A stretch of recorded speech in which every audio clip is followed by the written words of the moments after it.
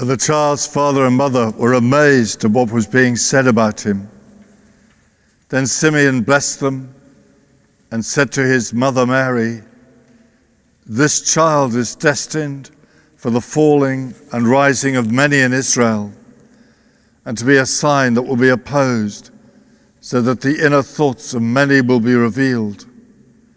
And a sword shall pierce your own soul too." With Simeon, we let go of the past so that the new could happen. And what's newer than a newborn baby? And Mary teaches us to live now, in the present moment. If you're a parent, you know that you've always got to have your ears open, your eyes ready, alert to what's happening to your baby now. Why is it crying? Why has it stopped crying? Janet Martinsoskis is a mother and a theologian at a nearby university. I can't remember its name. And Janet said, "What we want is a monk who finds God while cooking a meal with one child clamoring for a drink, another who needs a bottom wiped, and a baby thrown over his shoulder." She's absolutely right, and I'm afraid I would fail dismally. Living in this moment is the hardest thing. In 1534, just a few years before the monastery was closed here, St. John Fisher, Cistercian monk and bishop, was due to be executed that morning, to be hanged, drawn, disemboweled. And the news came that his execution was to be delayed by a couple of hours. And he said, "Excellent, I've got time for a little nap." That's living in the present. Living in this moment means that you attend to the people that you're with, as Mary attends to her child. And I'm afraid in your case that means me. Once I remember in Mexico, at the end of a long day of interviewing brethren, I was so tired I could barely focus, and a last friar came in.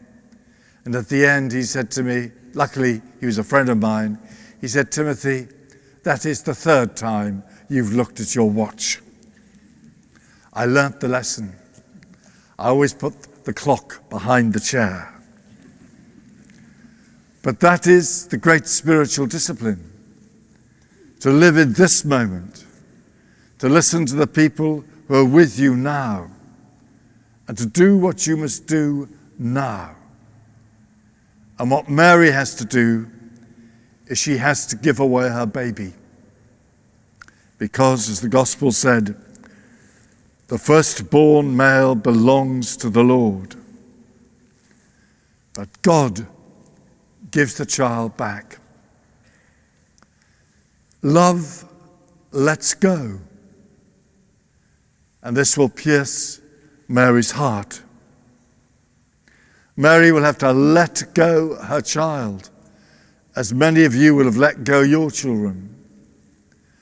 Let him go, to go and not take up a respectable career, but to wander around and eat and drink with all sorts of disreputable people, prostitutes and tax collectors.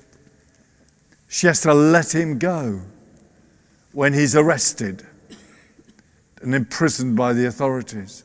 She has to let him go when he is strung up from a tree in a shameful death. Love lets go. Parents know that better than anybody. My brother Herbert McCabe said, "What gives us elbow room, what gives us space to grow and become ourselves, is the love that comes from another. Love is the space in which to expand, and it's always a gift. To love is to give the precious gift of nothing, space.